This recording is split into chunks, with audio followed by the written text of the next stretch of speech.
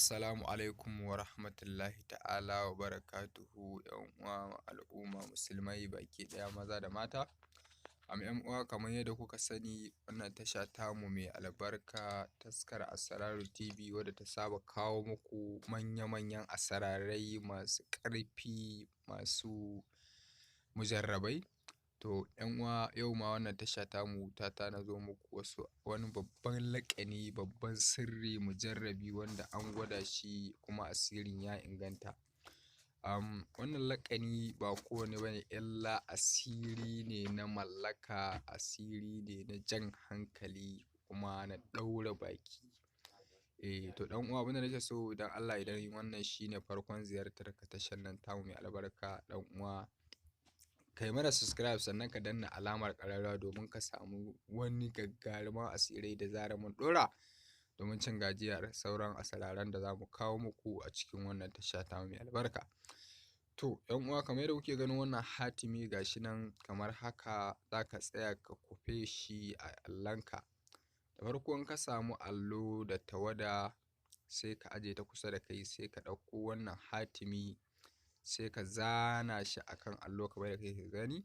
Gashi nan har da wasu ayoyi a sama da maliki yawmiddin da walaqaitu alaika, ga ta nan gwanta maliki yawmiddin ɗin mai fiffike ce. To shi ma da wannan hatimi haka za ku yi shi kawai ƙafa ɗaya. To ɗan uwa abin da ake so idan ka rubuta shi a allonka ka wanke sai ka samu zuma farar saƙa. Idan ka samu zuma farar saƙa sai ka kawo ta sai ka zuba a cikin wannan rubutun naka.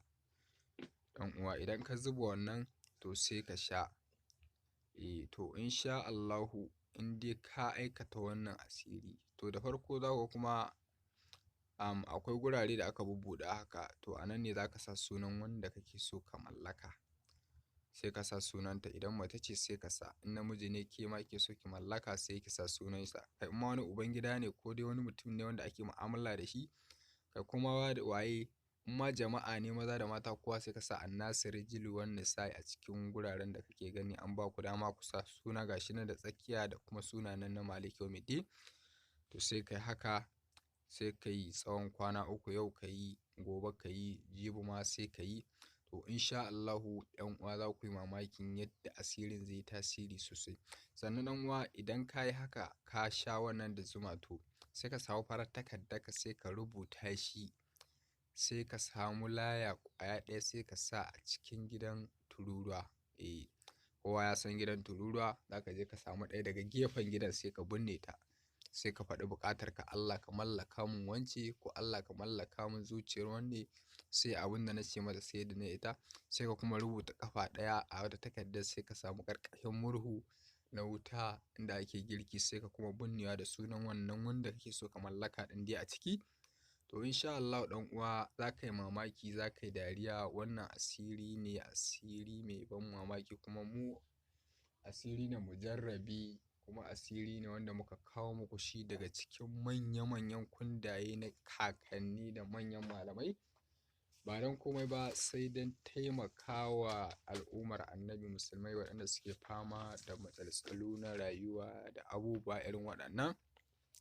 Domin a wannan marar da kake gani an shassha yin koke akan mallaka. Wataƙila budurwa ce kake da ita ko wani saurayi yake da shi, so abubuwa na sharrin maƙiya haka ko sharrin dai gashi nan da abubuwa kala-kala yakan iya faruwa. Kaga an shiga tsakaninka da shi an raba ka da shi, ko wani ubangidanka ne da yaro sai ga an shiga tsakani an raba. To ɗan uwa in dai za a yi wannan aikin to insha Allahu mai shiga tsakanin ma babu shi ballantana ma har ya shiga ya nasarar cewar wai ya raba ka da abin da mutumin da kuke tarayya da shi. Insha Allahu shi ma wanda za ka wannan aikin in kai masa to in an iya cewa da shi ma wai ka rabu da wani, ji zai kamar an ce da shi ya rabu da zuciyarsa gaba ɗaya. To ɗan uwa assalamu alaikum, a nan za mu taƙaita da Allah. Idan wannan shine zuwan ka wannan tasha tamu mai albarka taskar Asararu TV, fatanmu da ku shine ku yi mana subscribe sannan ku danna alamar ƙararrawa domin samun ci gaban shirye-shiryenmu da asararai da za mu ɗora muku da zarar mun ɗora.